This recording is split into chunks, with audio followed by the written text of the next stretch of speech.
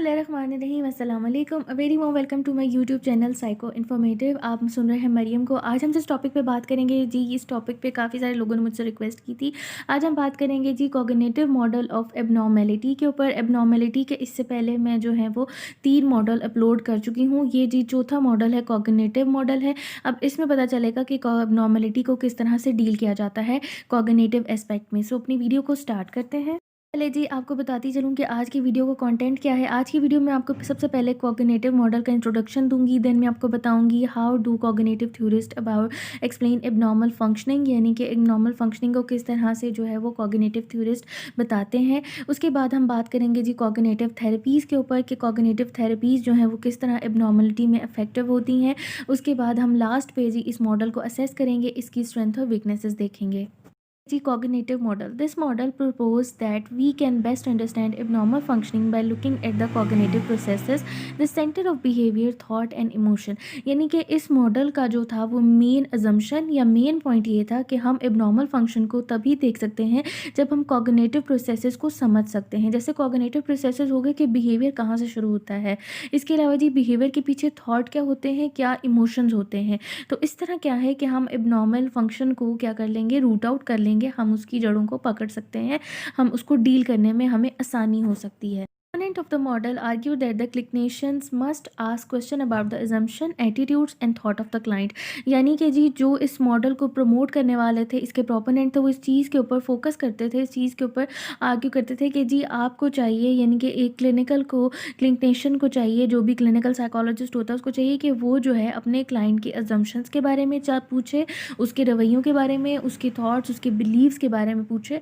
Then जो है उसको रूट आउट करे कि कहाँ से जो है वो प्रॉब्लम शुरू हुई थी या एबनॉर्मल फंक्शनल कहाँ से शुरू हुआ था। कहते हैं जी सेकंड पार्ट की तरफ। सेकंड है कि जी how do cognitive theorist explain abnormal behaviour, यानी कि उन्होंने किस तरह एबनॉर्मल बिहेवियर को एक्सप्लेन किया है कॉग्निटिव थ्योरिस्ट ने।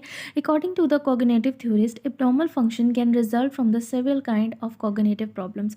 यानी कि उनका बेसिक अजम्पशन ये था कि हमारे डिफरेंट किस्म के जो थॉट्स और इमोशंस होते हैं हमारी कॉग्निटिव अप्रोच में, वही बेसिकली एबनॉर्मल फंक्शन को कॉज करते हैं।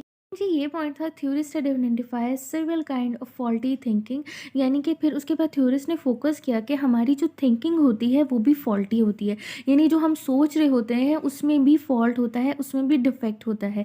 जैसे कि जी फॉल्ट अजम्पशन एंड एटीट्यूड्स, यानी कि आप किसी के एटीट्यूड के बारे में या अपने ही एटीट्यूड के बारे में, अपने ही बारे में फॉल्स अजम्पशंस बना लेते हैं और उनको लॉजिक दे देकर इतना स्ट्रॉन्ग कर लेते हैं कि वो आपके अंदर एबनॉर्मलिटी को काज करता है। इसके बाद दूसरी जो चीज़ है वो ये है कि इलॉजिकल थिंकिंग प्रोसेस।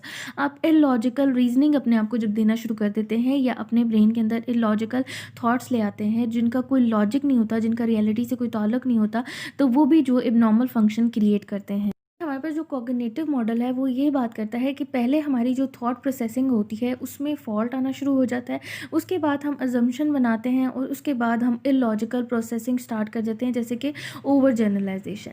ठीक है, अब हम बढ़ते हैं कॉग्निटिव थेरेपीज़ की तरफ कि कॉग्निटिव थेरेपीज़ किस तरह से एबनॉर्मल फंक्शन के अंदर हेल्प आउट करती हैं। Cognitive therapies. According to the cognitive therapist, people with the psychological disorder can overcome their problem by developing new, more functional way of thinking. अब ये बहुत इंपॉर्टेंट पॉइंट है। एक हमने थेरेपी जो है वो सुनी होगी, CBT जिसको कहते हैं, जैसे कहते हैं जी कॉग्निटिव बिहेवियर थेरेपी। इसमें क्या किया जाता है कि जो क्लाइंट होता है उसके जो थॉट होते हैं उनको रिकन्स्ट्रक्शन दी जाती है, उसको बिल्ड आउट किया जाता है। ठीक है, यानी कि उनको डेवलप किया जाता है, जिससे क्या होता है कि हमारे अंदर थिंकिंग के डिफरेंट किस्म के वेज ऑरिजिनेट होते हैं और हम प्रॉब्लम को ओवरकम कर लेते हैं। ठीक है, तो थेरेपिस्ट भी यही बात करते हैं कि कॉग्निटिव थेरेपिस्ट, यानी कि जब कॉग्निटिव अप्रोचेस यूज़ की जाती हैं तो सबसे पहले थॉट के ऊपर काम करना चाहिए। ठीक है, second main therapy model is Aaron Beck cognitive therapy. Aaron Beck की कॉग्निटिव थेरेपी का जो मॉडल था उसमें ये कहा गया था the goal of this therapy is to help client recognize and restructure their thinking. यानी कि सबसे पहले जो है उसको बताया जाता है कि आप सोच किस तरह से रहे हैं और इस सोच की जो है वो रियलिटी कितनी है और इतनी फेकनेस कितनी है। ठीक है, फिर उसको किया जाता है जी रीस्ट्रक्चर, यानी कि उसको दोबारा से रीबिल्ड किया जाता है। Therapist also guide client to challenge their dysfunctional thought, try out new interpretation, apply new way of thinking. To their daily lifes, यानी कि जी थेरेपिस्ट जो होता है वो क्लाइंट को चैलेंज करता है कि आपके जो डिसफंक्शन थॉट होते हैं उनको आप जो है न्यू इंटरप्रिटेशन के थ्रू हल करना सीखें और अपनी जो थिंकिंग है उसको क्या करें, चेंज करें। यानी कि बेसिकली यहाँ पर एबनॉर्मल फंक्शन जो है वो थिंकिंग कॉज करती है। ठीक है, ये इसका मेन पॉइंट है इस मॉडल का। अब जी this form of treatment is widely use in treating depression. ये बहुत ठीक बात है, डिप्रेशन में जो है वो सीबीटी कॉमनली यूज़ होती है, कॉग्निटिव थेरेपी। उसमें क्या किया जाता है कि थॉट्स को जो है रिकंस्ट्रक्शन की जाती है उनकी, और उनको रिप्लेस किया जाता है। यानी कि जी हमारे जो ख़्यालात होते हैं बेसिकली वही हमारी पर्सनैलिटी को, हमारे जो मेंटल स्ट्रक्चर है या फिर हमारा जो मेंटल प्रोसेसेस हैं उनको डिसाइड करती है। ठीक है, उसके बाद हम बात करते हैं जी असेसिंग द मॉडल। यानी कि अब हम इस मॉडल को असेस करेंगे, कॉग्निटिव मॉडल को, इसकी स्ट्रेंथ और वीकनेसेस देखेंगे। सबसे पहले बात करते हैं जी स्ट्रेंथ की। पहली मेजर स्ट्रेंथ इसकी ये है कि this model has very broad appeal. यानी कि इस मॉडल की जो है वो बहुत ब्रॉड अपील है, यानी कि ये बात को काफ़ी हद तक जो है वुसअत से बयान करता है। Has been shown to be clinically useful and effective. दूसरी ये बात कि ये क्लिनिकली बहुत यूजफुल और इफेक्टिव है। There is a demonstrative correlation between the symptom and maladaptive cognition.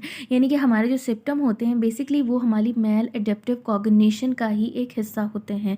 Therapies have been found effective in treating civil disorder specially depression. Cognitive therapy का सबसे इंपॉर्टेंट रोल जो है वो है डिप्रेशन की ट्रीटमेंट में। नेक्स्ट इसकी जो स्ट्रेंथ है वो है जी इसकी एक बहुत अच्छी स्ट्रेंथ ये है कि the focus of the model is on the uniquely human processes. Human process के जो यूनिक प्रोसेस हैं ह्यूमन के अंदर, उसके ऊपर ये मॉडल जो है वो फोकस करता है। इसके अलावा जी ट्रीटमेंट अडेप्ट वेल टेक्नोलॉजी, इसके अंदर जो टेक्नोलॉजी यूज़ की है वो बहुत ज़्यादा अपडेटेड है। इसके अलावा जी the model and the treatment are research based. सबसे इंपॉर्टेंट चीज़ किसी भी मॉडल की जो है वो सक्सेसफुल होने का यही ज़मानत होती है कि वो रिसर्च पर बेस होना चाहिए और उसकी जो ट्रीटमेंट है वो इफेक्टिव होनी चाहिए।